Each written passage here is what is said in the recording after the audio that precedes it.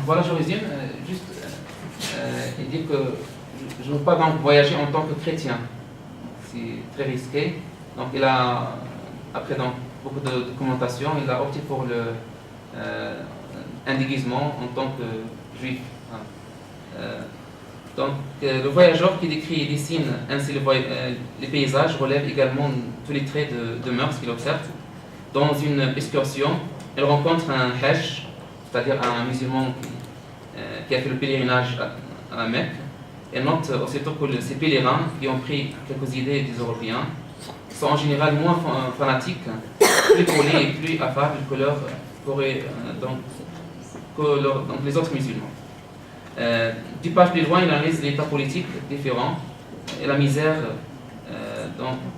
qui gagne les deux parties du Maroc, le bled Zen soumis au sultan et le pays libre révolté, le bled Siva. Partout, il recueille et consigne avec un soin extrême des renseignements qui peuvent servir à un géographe, un sociologue, un colon, un soldat. Parfois, il s'interrompt de noter et il juge. Ces jugements sont d'un contour aussi ferme que ces détails de topographie, aussi croqués à la plume. Il a une sympathie certaine pour les Marocains, comme le Hajj cité dessus, mais donc après il va mettre en valeur, on va dire, la population, on va dire la misère, surtout donc le caractère. Je cite Charles de Foucault, presque partout règne une cupidité extrême et comme compagnon le vol et le mensonge sous toutes leurs formes. En général, le brigandage, l'attaque à main armée sont considérés comme des actions honorables, les mœurs sont dissolues, la condition de la femme est au Maroc se coller en Algérie. D'ordinaire, peu attachés à leur épouse, les Marocains ont un grand amour pour leurs enfants. La plus belle qualité qu'ils montrent est le dévouement à leurs amis et le pousse aux dernières limites. Son noble sentiment fait faire chaque jour les plus belles actions. Le Maroc, à l'exception des villes et de quelques districts isolés, est très ignorant. Presque partout, on est superstitieux et on accorde un respect et une confiance sans borne à des marabouts locaux, dont l'influence étant à une distance variable. Fin de citation. Donc, il est plus sévère quand il juge les juifs marocains. Il a consacré toute une partie à la fin, comme appendice, sur l'état des israélites marocains. Dans un moment, il est retenu à Aqsar pendant 24 heures, le 7 juillet, car ce jour correspondait au sabbat. Il écrit sur les juifs.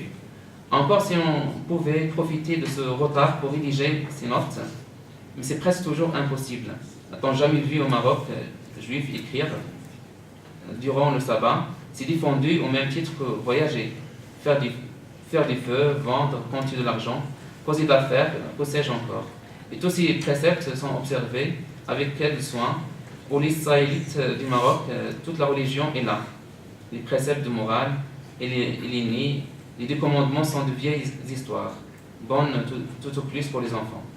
Mais quand aux 3 prières quotidiennes, quand aux oraisons à dire ayant et après les repas, quand à l'observation du sabbat et des fêtes, rien au monde, je crois, donc ne les manquer, doués d'une foi très vive et remplissent scrupuleusement leur devoir envers Dieu et se dédommagent sur les créatures. Voilà, dans le roman Mardochée, on a plusieurs reprises, plusieurs fois, on parle de l'altérité. Voilà.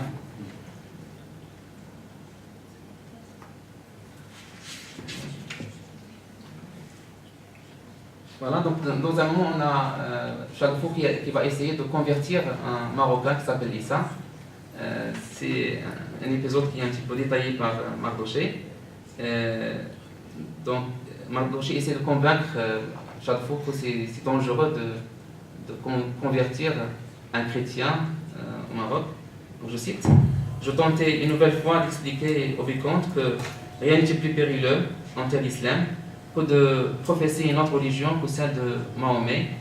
Mais le vicomte, se croyant fondé à suivre des enseignements du Christ en quelques parties du globe qui se trouva, m'enjoignit avec force, mauvaise humeur, de m'occuper de la Torah et d'oublier le reste.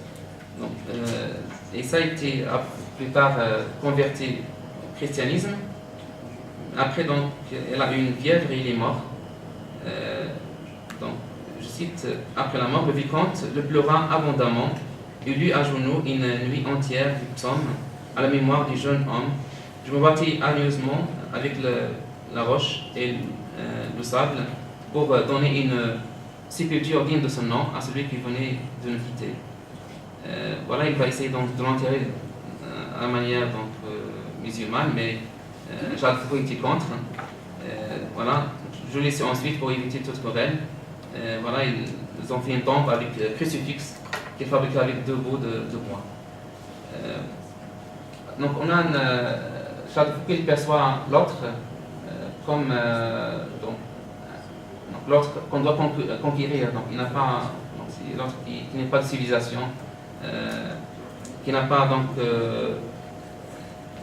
à maintes reprises on a cette dimension que l'autre c'est la personne qui n'a pas de civilisation qu'on doit civiliser, qu'on doit apporter la civilisation. Donc pour conclure, on va dire Roland Barthes avance que face à l'étranger, l'ordre ne connaît que 2 conduites qui sont toutes 2 de mutilation, ou le reconnaître comme guignol ou le désamorcer comme un reflet d'Occident. De toute façon, l'essentiel c'est de lui ôter son histoire. C'est cette attitude qui a été adoptée par Charles de Foucault envers le Maroc et les Marocains, par cette écriture conquérante qui représente l'autre comme une espèce à envahir, à dominer. Mustafa Kibelani roulait ce récit de voyage pour établir la vérité dans une entreprise médiatrice, à démasquer donc, les impostures par le biais de l'histoire. C'est en revisitant le passé qu'on peut comprendre le présent. Le recours à l'histoire n'est qu'un moyen pour donner une leçon, donc une leçon d'histoire. De ce fait, l'auteur algéro-marocain renouvelle la représentation du passé historique maghrébin en lui conférant une dimension mémoriale postcoloniale. C'est ce retour au colonial qui serait une condition sine qua non pour comprendre l'autre et bâtir l'interculturel entre les 2 rives de Méditerranée. Merci.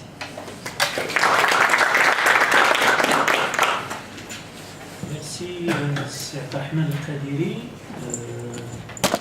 qui nous a gratifié d'une communication dont finalement la teneur aura été de proposer un regard croisé entre 2 récits, un récit factuel, celui de Charles de Foucault, un récit fictionnel, celui de Mustafa Kébir Elmi. Et au fond, ce qui ressort de cette communication, c'est que dans la littérature marocaine d'expression française, le roman historique donne la parole aux subalternes pour précisément réhabiliter les sans-voix, les omissions volontaires ou involontaires du récit historiographique. Alors il ne m'appartient pas de donner le détail, mais simplement je voudrais profiter de ma position ici pour me faire le champion de la littérature marocaine et attirer l'attention du public sur le fait que le texte de Kébir Elmi s'inscrit dans un vaste projet romanesque, celui de l'écriture de l'histoire par des romanciers marocains de l'extrême contemporain, qui précisément se posent la question justement de comment faire parler l'histoire du Maroc autrement que par le canal de l'historiographie officielle. Je voudrais citer à ce titre les 2 romans qui s'inscrivent dans la même démarche que Mustafa Kébir Elmi, de Feu Omar Mounir, Bouhmara, L'homme à l'ânesse, Ressoni le magnifique, évidemment, et puis un très beau texte de l'ancien ministre de l'Éducation nationale, Abdullah Saef, qui s'intitule « Le conquérant de l'empire imaginaire ». Voilà. Alors, sans plus tarder, je donne la parole, excusez-moi parce qu'il y a eu, pour certains intervenants, un contretemps, d'autres qui se sont désistés, donc je vais sans plus tarder donner la parole à mademoiselle Zind El-Fatihi de la faculté des lettres de Rabat, qui va nous présenter une communication intitulée « Le récit transmigratoire comme expérience de réinvention de soi dont quelqu'un qui vous ressemble d'Ahmed Dish ». Alors, je voudrais juste dire que mademoiselle Zind El-Fatihi est étudiante en 3e année d'études doctorales à l'université Mohamed V de Rabat. Elle prépare une thèse sur la dimension transnationale dans la littérature marocaine de l'émigration. sous la direction de M. Hassan Moustir. Voilà, je lui donne la parole. Merci M. Fouad-Mehdi. Bonjour cher auditoire. Je tiens à remercier le comité d'organisation de m'avoir donné l'occasion de m'exprimer aujourd'hui et surtout de retrouver mon ancienne faculté, mes chers professeurs. Et donc ma communication s'intitule l'expérience migratoire dans le récit quelqu'un qui vous ressemble d'Ahmed Diche. Et donc comme son nom l'indique, elle porte sur l'expérience de migration de l'auteur-narrateur, puisqu'il s'agit d'un roman autobiographique, et donc de son rapport avec l'espace et avec l'identité. Donc je commence sans plus tarder. L'idée selon laquelle l'appartenance identitaire se définit par rapport à un lieu délimité géographiquement n'est plus recevable dans un monde où les frontières spatiales se sont éclatées et ne constituent plus une entrave à la rencontre des cultures, donnant lieu à un présent sociétal rhizomique et sujet à plusieurs confrontations. Cet éclatement s'explique par le mouvement massif des populations qui s'est accentué lors de ces dernières décennies et qui a participé à remettre en question le vieux concept d'État-nation qui repose sommairement sur la corrélation entre territoire et identité. L'approche transnationale est davantage privilégiée pour analyser les nouveaux phénomènes migratoires qui s'imposent dans nos sociétés contemporaines et qui font que des individus qui ne partagent a priori pas une histoire nationale sont amenés à vivre ensemble. Cette approche qui considère la migration non plus comme un mouvement linéaire, mais comme un espace d'échange et d'interaction entre pays d'origine et pays d'accueil, a investi le domaine des études littéraires, étant donné que la littérature représente un matériau riche dans le sens où elle met en récit des expériences migratoires. En transposant ces nouvelles réalités culturelles, la littérature permet de repenser le lien entre territoire et identité, de briser les frontières géographiques et de confronter des destinés éloignés. Dans cette perspective, plusieurs questions sont soulevées par des auteurs dont l'œuvre et la pratique de l'espace, pour reprendre l'expression de Michel de Certeau, sont souvent porteurs de cette vision transnationale et contemporaine du monde. Parmi elles, le lieu, le temps, l'espace, la langue, la mémoire, l'exil, la culture, l'intégration, etc. À la lumière de ces notions, nous nous proposons d'analyser le rapport de l'auteur-narrateur à la société d'accueil et à ses spécificités culturelles. Dans le roman autobiographique Quelqu'un qui vous ressemble de l'écrivain franco-marocain Ahmed Diche, paru en 2020. Avant d'entrer de plein pied dans l'étude de notre corpus, nous essaierons de le contextualiser en exposant brièvement quelques aspects du paratexte qui apportent des éclairages sur la représentation de l'auteur-narrateur, de l'altérité de son pays d'adoption, la France. Ensuite, nous développerons notre propos en expliquant le processus d'appropriation de l'espace par le personnage principal.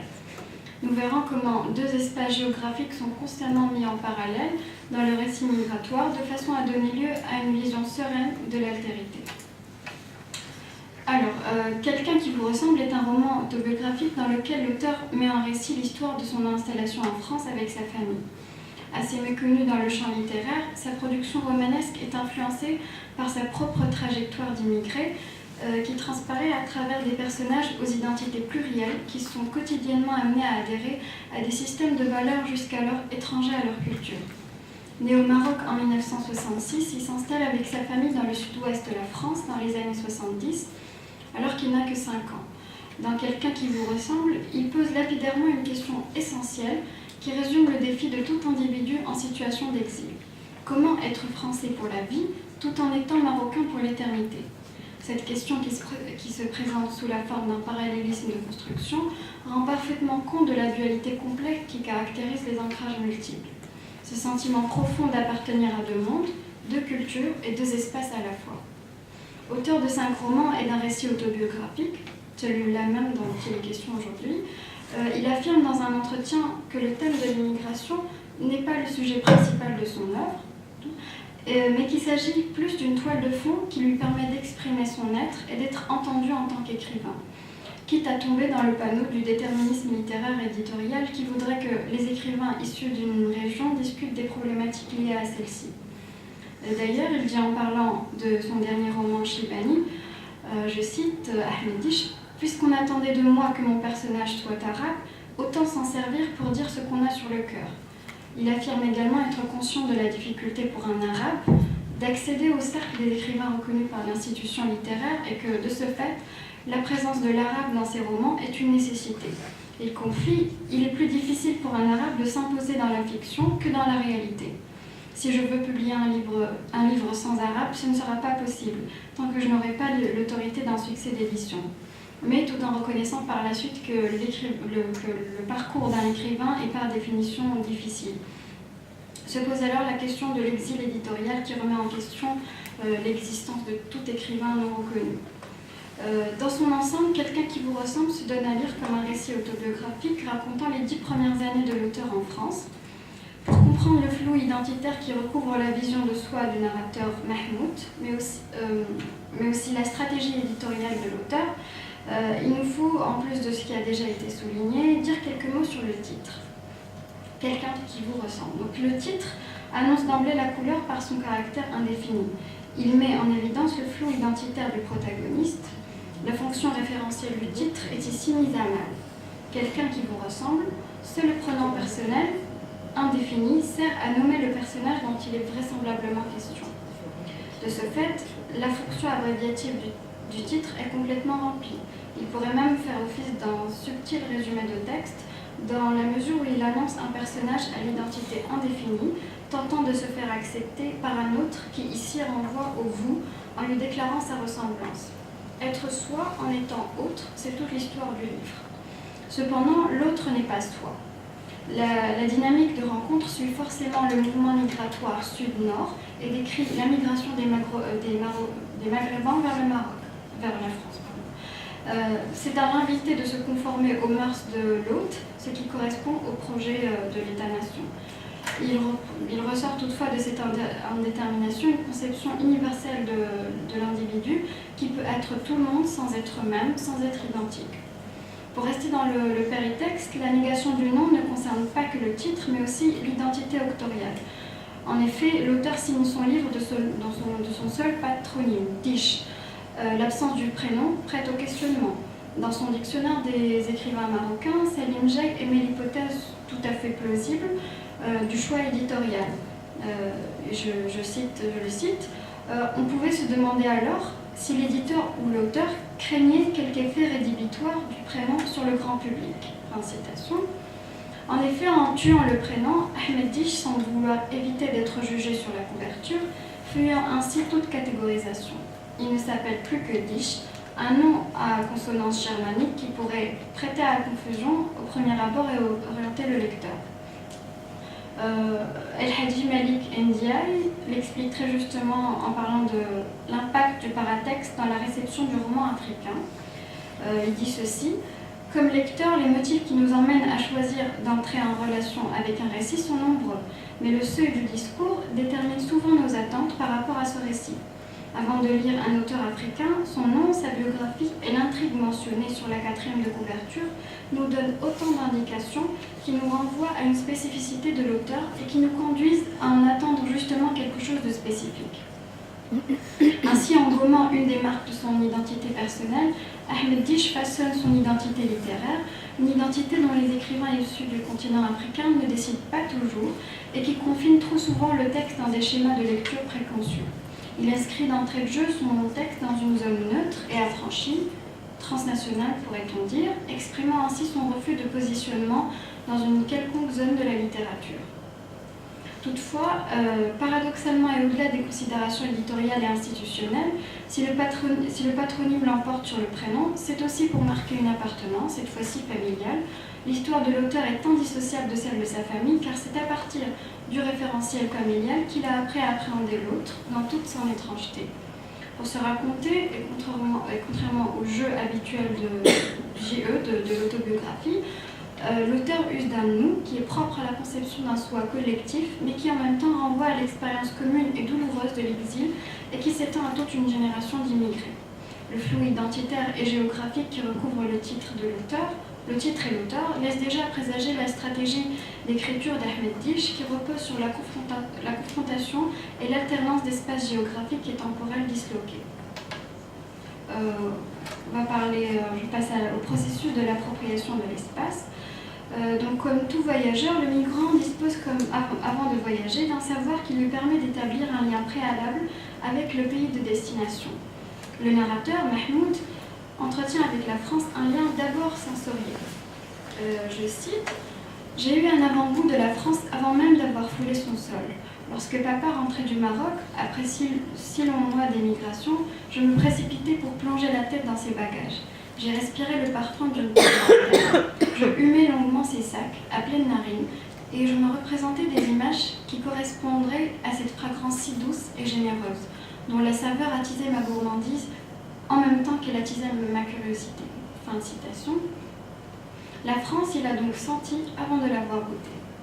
Le rapport avec le pays d'accueil relève d'abord d'une perception olfactive plaisante qui projette le personnage migrant dans le désir de ce nouvel espace porteur d'espoir. Mais le rapport sensoriel laisse très rapidement place au sentiment d'exil et de séparation, car il est question dès le début du départ de la famille pour la France. Un départ douloureux bien que nécessaire, car motivé par le désir d'un destin meilleur, avec plus de confort et d'éducation. De cette douleur qui accompagne le processus de migration, résulte fatalement une spatialité double. Il s'opère alors un va-et-vient permanent entre le Maroc et la France, deux lieux chargés de valeurs culturelles, linguistiques et religieuses différentes. Les comparaisons entre l'ici et l'ailleurs sont nombreuses, qu'il s'agisse du logement, de la nourriture, de la manière de s'habiller, de se comporter à l'école, de la perception des rapports hommes-femmes. N'étant pas habitué à certaines normes et certains standards de vie, l'immigré réagit d'abord par l'étonnement. Comme nous pouvons le constater dans les exemples suivants, je cite « Le contraste avec notre logement était flagrant, mais surtout il y avait l'eau et l'électricité. Il leur faut tout ce matériel pour manger aux Français? Ils ont un grand sens du gaspillage. J'ai été frappée par la mixité en classe, avec une égalité totale entre filles et garçons. » Fin de citation. Ces observations a priori simples opposent en filigrane deux espaces de référence et deux réalités distinctes. En relevant les propriétés culturelles de l'espace français, le narrateur fait une définition en creux du cadre référentiel. Ce que le lecteur visualise, c'est un village privé de ressources de base, un savoir-vivre rudimentaire, une vision archaïque du mal dominant. À la vision d'un espace marqué par le progrès s'oppose la vision d'un Maroc ancestral en retrait par rapport à la civilisation.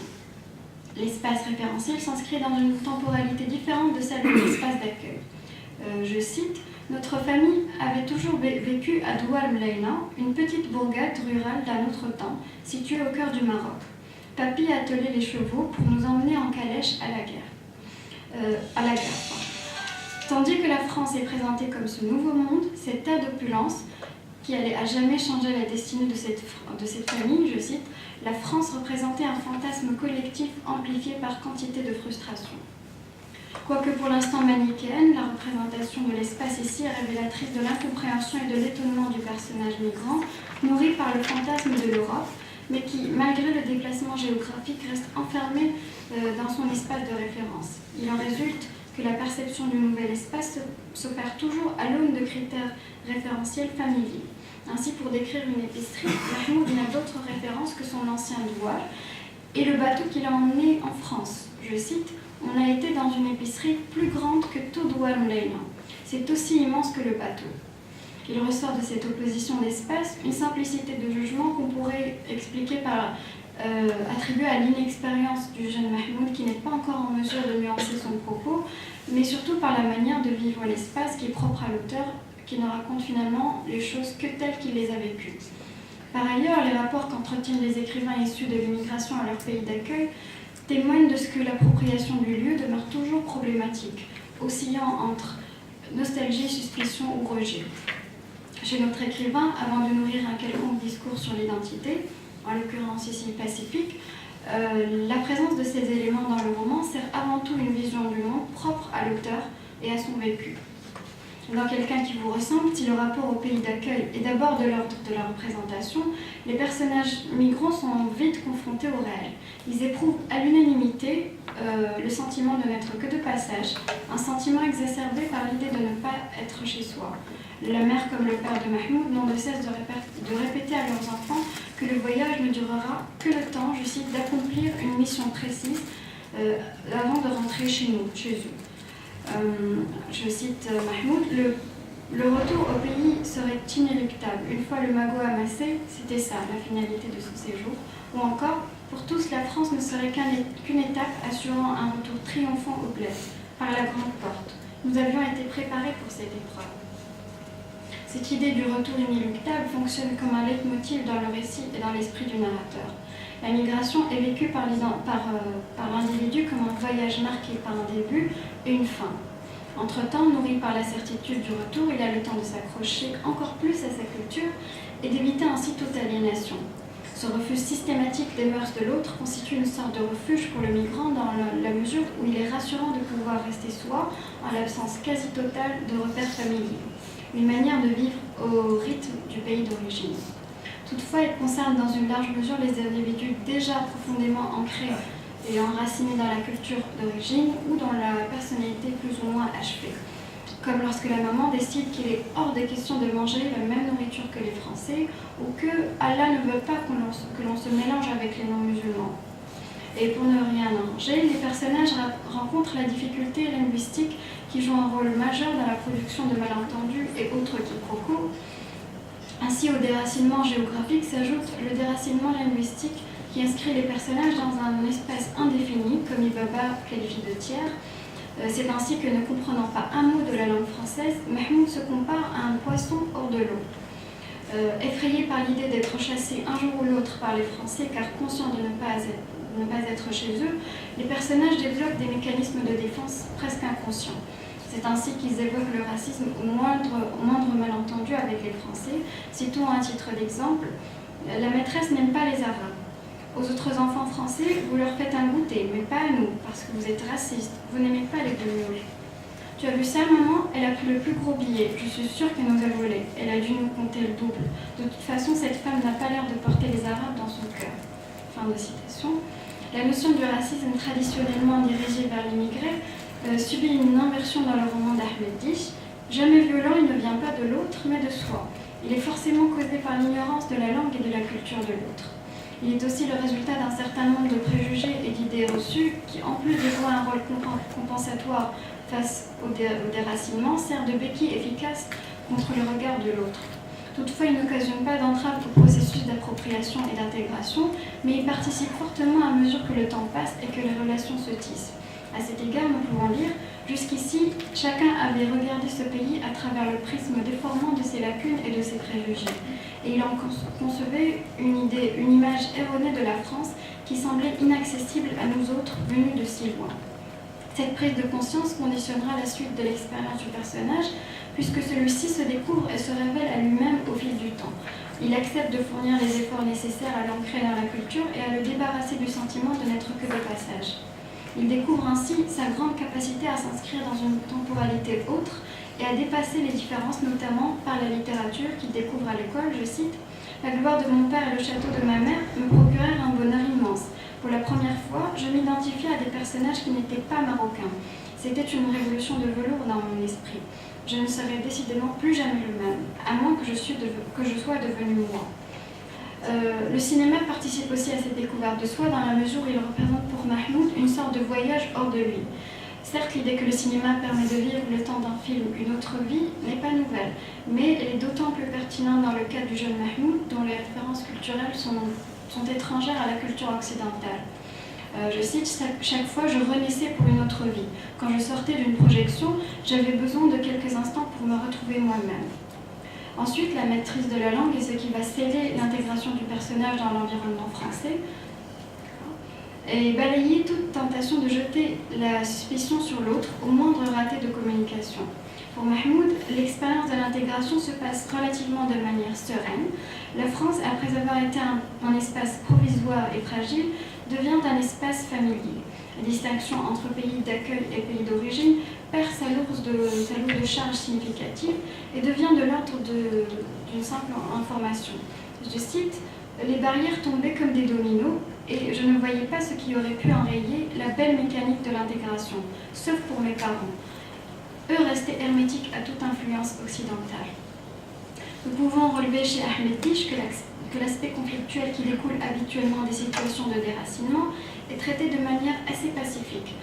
La question de l'intégration et de l'identité chez Ahmed Diche revêt une dimension atemporelle, car tout en gardant les valeurs auxquelles il croit, il parvient à se fondre parfaitement dans l'environnement français, notamment grâce à la culture devenue désormais une priorité. C'est en déployant des efforts individuels que le personnage parvient à appréhender le nouvel espace de manière plus nuancée et moins manichéenne. L'ici et l'ailleurs deviennent des espaces fortement liés, voire indissociables dans l'esprit du personnage, qui considère désormais appartenir aux deux. À cet égard, Selim Jay revient sur le traitement qu'Ahmed Diche fait de l'identité dans son roman.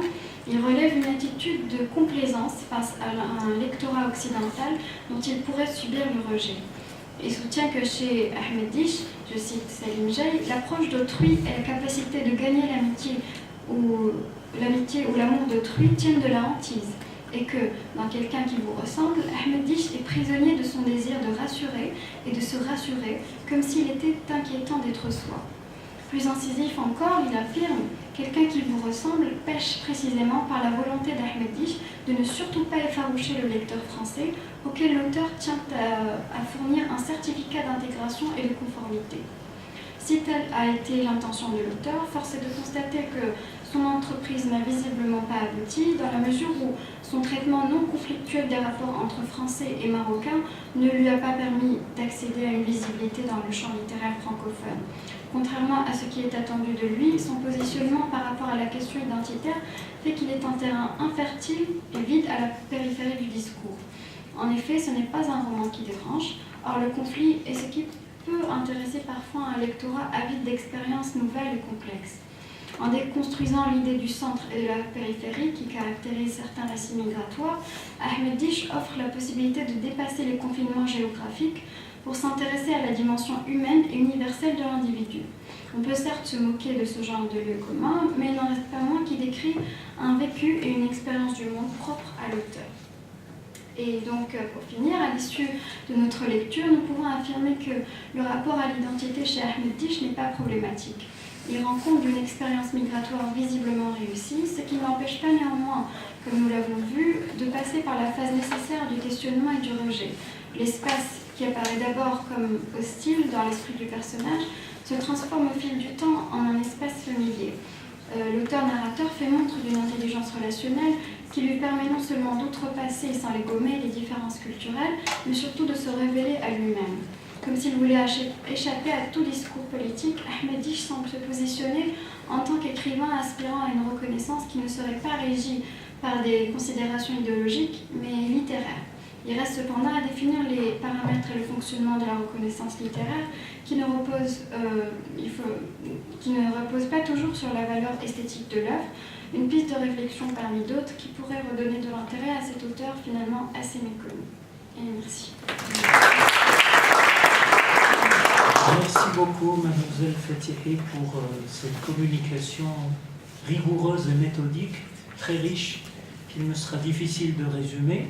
Je vais quand même tenter de dire que, à travers donc le texte de Diche, quelqu'un qui vous ressemble, vous avez tenté d'appréhender les rapports problématiques entre territoire et identité, et à travers plus particulièrement la mise en regard de deux espaces, vous en arrivez à l'idée d'une représentation moins conflictuelle, plus apaisée de l'identité. Donc, merci beaucoup.